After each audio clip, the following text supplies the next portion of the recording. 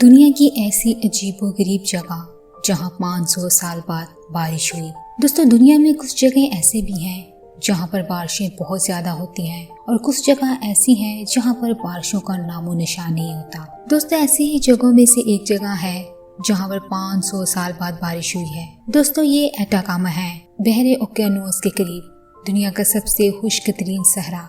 इसका ज्यादातर हिस्सा जनूबी अमेरिका में चिली में वाक़या है। लोग यहाँ पर बादलों के साए और बारिश को तरसते रहे, लेकिन यहाँ पर किसी ने कभी बारिश न देखी। लेकिन कहा जाता है कि अब इस सहरा का इंतजार खत्म हो चुका है, क्योंकि अब इस जगह पर कभी न कभी बारिश बरस जाती है। 25 मार्च 2015 ये वो दिन था जब इस सहरा पर बादलों ने अपनी रहमत बरसाई। उस दिन बादल यहाँ पर 500 साल के बाद बरसे थे। उस दिन सिर्फ इस सहरा में ही बारिश नहीं बरसी थी, बल्कि चिली के बहुत से इलाकों में बारिश हुई थी, और वो भी तूफानी बारिशें शुरू हुई थी। ये जो मंजर आप देख रहे हैं, ये उसी दिन का है। इस बारिश ने चिली में सैलाबी सूरत हाल पैदा कर दी थी। इस तूफानी बारिश की वजह से बहुत से लोगों की जानें भी चली गईं। ये बारिश को गुजरे अभी कुछ ही अरसा गुजरा था कि 9 अगस्त 2015 को उसी साल एक बार फिर से सहरा एटाकामा में बारिश हुई। ये बारिशें एटाकामा के उन इलाकों में बरस रही थी जहाँ पर 500 साल से कभी बारिश की एक बूंद तक न गिरी थी। इन बारिशों के कुछ ही अरसा बाद दुनिया ने इसी सहरा में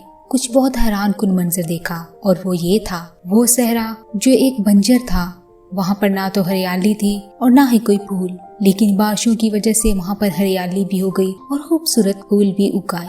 एक बंजर सहरा में इतनी ज्यादा तब्दीली साइंसदानों को भी हैरान कर रही थी। पर इससे भी हैरान करने वाली एक और बात है, इसी सहरा में कुछ इलाके ऐसे भी हैं जहां अभी भी बारिश नहीं हुई, वो अभी भी बारिश के मुंतजर हैं। ये वो इलाके हैं जहां पर लोग रोज जिंदगी और मौत का सामना करते हैं। जी हाँ, ये वेनेजुएला के इलाके हैं। वही मुल्क जिसकी करेंसी की अब कोई वैल्यू नहीं रही और मुल्क में महंगाई के अलावा कुछ नहीं है।